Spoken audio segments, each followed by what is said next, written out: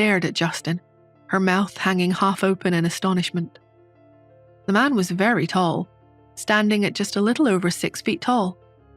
The little boy he was holding also wore a suit. He had buried his head in the man's shoulder. The Hunt family feared the media might try to take photos of their youngest child and start trouble for him.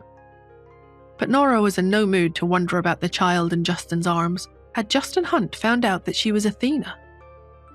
The alarming idea had just occurred to her when she noticed Justin's frown. He looked straight at her and said, "Stay away from my son. Also, you're not my type." Nora's eyelids had been drooping because of drowsiness, but now they widened big and round in confusion. Before she could recover from her surprise, he turned away and strode off.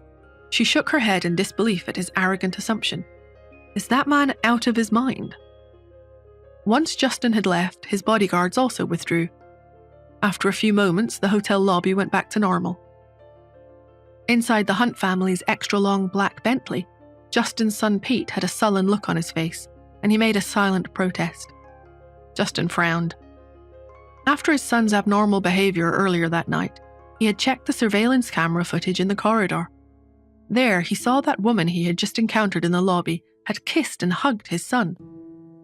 The problem was that for the very first time, Pete, who had always avoided others and disliked physical contact, hadn't resisted. Back at the Smith house, Anthony arrived just as the birthday party was ending. Angela's face was swollen and a clear handprint could be seen on her cheek. She pressed a towel filled with ice cubes to the bruise. In tears, she complained, "Why are you so late, Anthony?" He looked uncomfortable for a moment. On the way to the Smiths, he had taken a detour and asked a private investigator to help him find out more about the beautiful woman he had seen at the airport that day. Anthony coughed awkwardly and put on an anxious and concerned look. "What happened? Did Nora hit you? Is she refusing to cancel the engagement? Where is she? I'll take care of it myself." Angela hesitated. Take care of it himself, but that means he'll see her. She thought of that aggressively beautiful face and her heart filled with dread. She tried to tell herself she was being silly. Even if Anthony were to see Nora again, that didn't mean he would like what he saw. Right? Angela tightened her hold on the towel.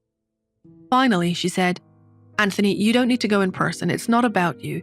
She just won't let go of the company. Don't worry, I'll make her come around in the end." Anthony didn't insist. He was too distracted to really hear what Angela was saying.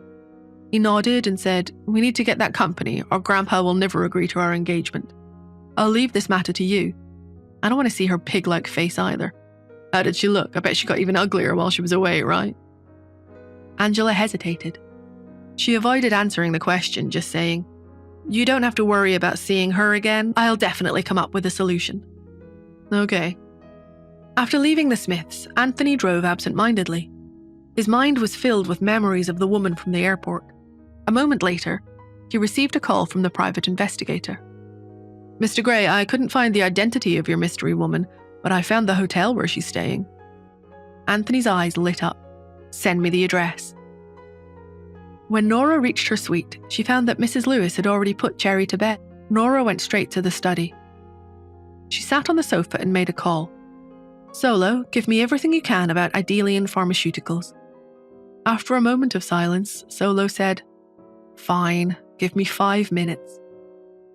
5 minutes later, Solo emailed her all the information they had about Idelian Pharmaceuticals, the company Nora's mother had left behind when she died.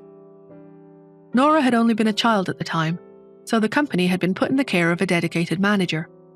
She had never taken much interest in the company in all this time, but for her father to want it so much, to demand that she give it to Angela as a wedding gift, Nora figured there must be something fishy going on.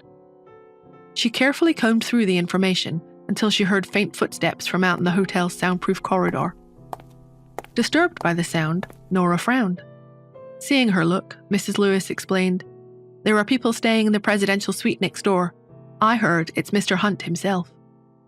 Just then, Nora's cell phone beeped. It was a message from Solo. "The Hunts are very impressive. Mr. Hunt just offered me a few $1 million to tell him whether you're a man or a woman. Athena, you're in trouble." Justin Hunt again. Nora cast her cat-like eyes slightly downward. Her long, slender fingers tapped a few times on the keyboard as she thought. Finally, she replied, "I want you to send him a message for me." In the presidential suite next door, the tall and slender Justin sat on the sofa and leaned back.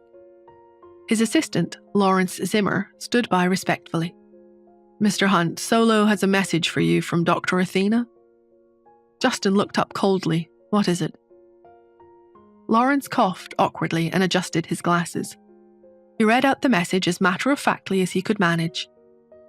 "Dr. Athena asks, Mr. Hunt, are you rushing to find me because you need brain surgery?" Justin stared at him. Lawrence shivered in the silence.